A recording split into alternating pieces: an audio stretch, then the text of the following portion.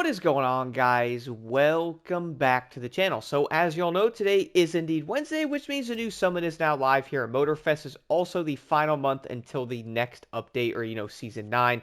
For this though, we will have the green lighting underglow, or green lightning. As you can see, I'm cooked because it's kind of late, but either way, that is a pretty regular looking platinum reward there, so nothing too insane. The next one though is the BMW M3 Street Rider Edition, basically their take on the M3 GTR, and I'm probably going to laugh pretty hard if you can't change the livery on this thing. That would be pretty hilarious. It is most likely locked anyway, but the next one after that, guys, we have another Underglow, which looks okay, I guess, and of course, the Concept Lunar Year Edition, once again in gold there.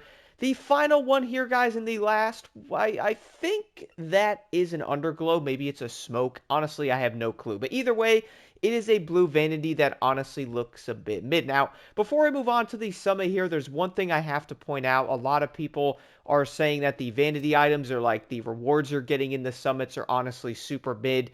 Funny, as I've been saying that basically since launch. And one thing I got to point out, guys, heading over to the shop here, yeah, as you will see here, there is a Voyager smoke that is honestly pretty dope looking, for one. It is also a legendary, because let me click on this thing again. It is a legendary smoke, as you will see right here. Yeah, it's $9, bro. I kind of laughed at this pretty hard, because I'm like, why aren't really cool looking things like that in the summits, dude? Well, why do we keep getting old, just reused or just super lazy rewards in most of these things, but yet we have super cool items in the store? Y'all see the trend going on here in modern gaming? You know what I'm saying? Not going to dive too deep into that. I figured I'd share it as I'm looking at some of the rewards in the summit. I'm like, huh, these are pretty mid, bro. Then I go, that's a super dope vanity item, but it's $9. I'm like, man, why can't we earn stuff like that, bro? Why?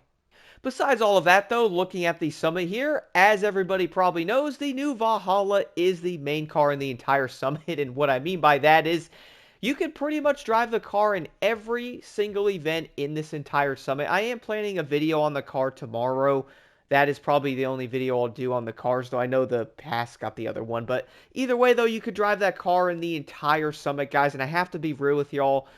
None of the races are really all that difficult. In fact, you'll probably recognize about most of them because we are used to doing some of the events, or a lot of them for that matter. The biggest thing with the Valhalla, at least for the vehicle-owned events here, is, be careful with your overall nitrous use if you're using it. You know what I'm saying? Like, make sure you guys are using the nitrous at higher in the RPMs.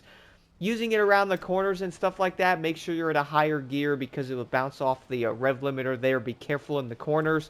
I do admit, though, this car does handle pretty dang nicely for a hypercar, man.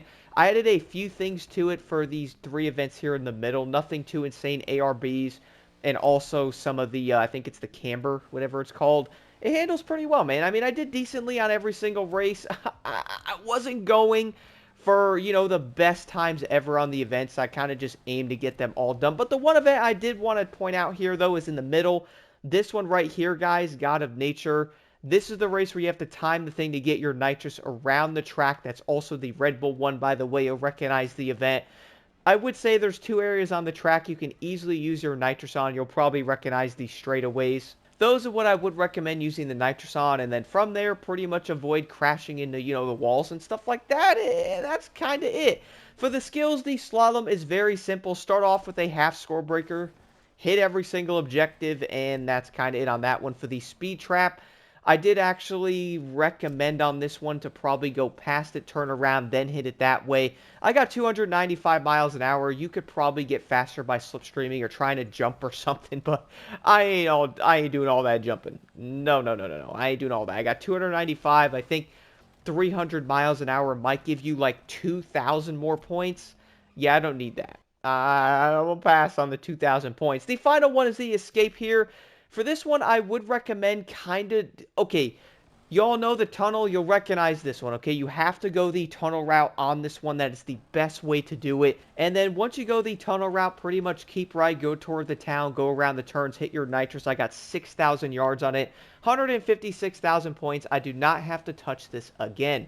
which is honestly a good thing. Overall, though, I would say the Summit is fairly straightforward, nothing too insane. A lot of the events are fairly obvious that we have pretty much, seen them multiple times before, so a lot of players will probably recognize the events for the most part. For the reward, I would say it's kind of mid.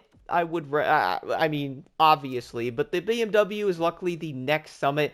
I like how they're not putting it at the end anymore. They're putting it in the middle, back in the Crew 2. I do think the body kit's pretty cool. I mean, I like it. I think it's pretty cool looking on this car. I know a lot of players will want this thing, so this Summit will probably be very sweaty.